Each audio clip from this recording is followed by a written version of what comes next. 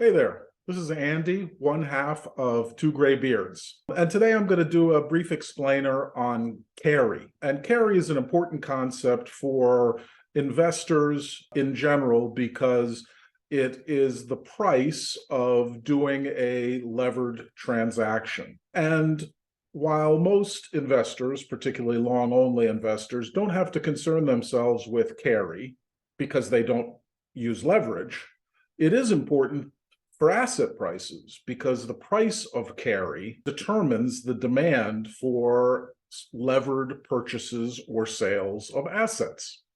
So let me tell you a story. Back about before the great financial crisis, my parents had the good fortune of being introduced to a relative, a nephew of a very close, very close family friend. And they went to Florida, they were in Florida, and they got invited to this guy's boat. Guy's name was John Devaney. And this is his boat. Nice, right? Huge boat, tremendous yacht, and what, 203 feet, 12 bedroom, 12 guests, 6 cabins, 19 crew. And John named it Positive Carry. So what's all that about? Well, as I mentioned earlier, the levered investors, banks, hedge funds, many other levered investors borrow money for short term and lend money, meaning they buy assets, long term. And in most environments, not the environment of today, but in most environments, that generates a positive carry. And man, John went big.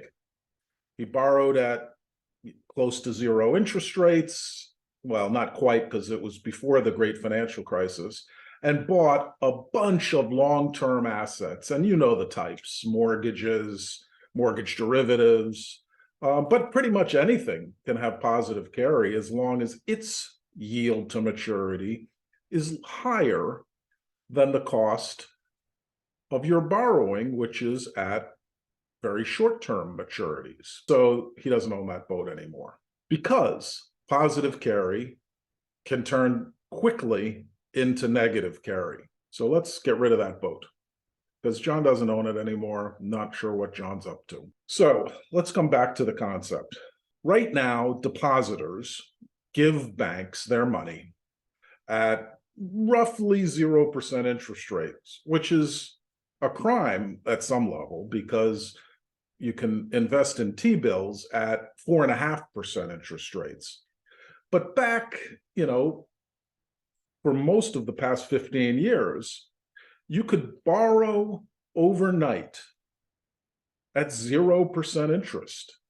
And so anything you bought, a 2-year government bond, a 5-year government bond, a 30-year government bond, a corporate bond, or conceptually even equities, because they have positive cash flows of their dividends, but also tend to appreciate over time.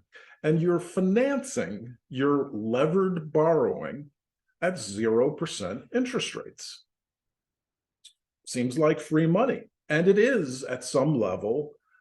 Positive carry is what is generally available on the yield curve. And the yield curve is the returns for buying a T-bill, a 1-year bond, a 5-year bond, and a 30-year bond. And that generally is what people call upward sloping. And an upward sloping yield curve, which again is very low short-term interest borrowing rates and higher, so often significantly higher, long-term borrowing rates, provides every single day you have that position on, you get income, positive carry. The interest paid on your long asset is higher, so you're receiving that interest, versus the cost of the interest that you're paying for borrowing to buy that asset. By the way, homes often have positive carry because homes generate rental income if you happen to rent them out, and in excess of your mortgage. So positive carry is one of the classic investment methods and usually works, but sometimes you lose your boat. So let's talk about where we are today. And that is, we have an inverted yield curve. And what that means is if you want to buy a long-term asset, say a 10-year note at 3.5%, which is where it's yielding, so you get 3.5% every day on an annualized basis, you have to borrow, assuming you're using leverage, you have to borrow at 4.5%. And so every day you own that bond, you're losing money. You're receiving less interest than you're paying to hold that position. And so that makes holding that asset less attractive to levered buyers. So I want to bring this back to your own long-only portfolio so that you don't have to think of it entirely as leverage. When we have environments in which positive carry exists, meaning a upward sloping yield curve, when you use your cash, which is currently earning, well, which at the time was earning 0, to buy an asset that's earning, say, 2.5%, that's attractive to you because by taking that risk, you get paid 2.5% every day versus the cash that pays you nothing. Another word for positive carry is TINA.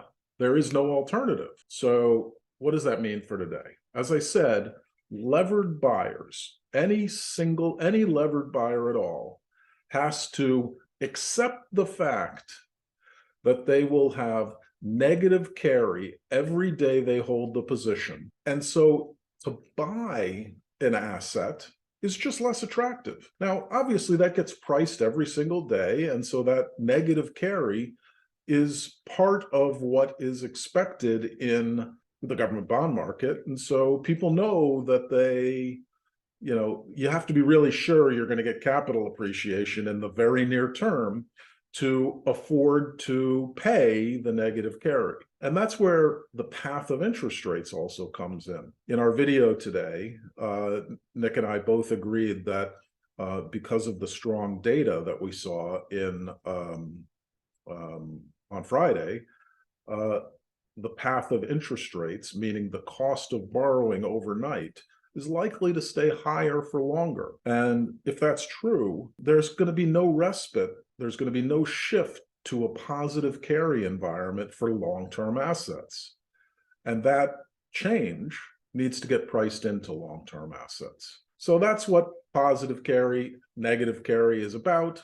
It's a TINA versus there are alternatives, sort of basic concept. And right now, negative carry is dominant. One last comment, and we'll post my explainer in my written explainer.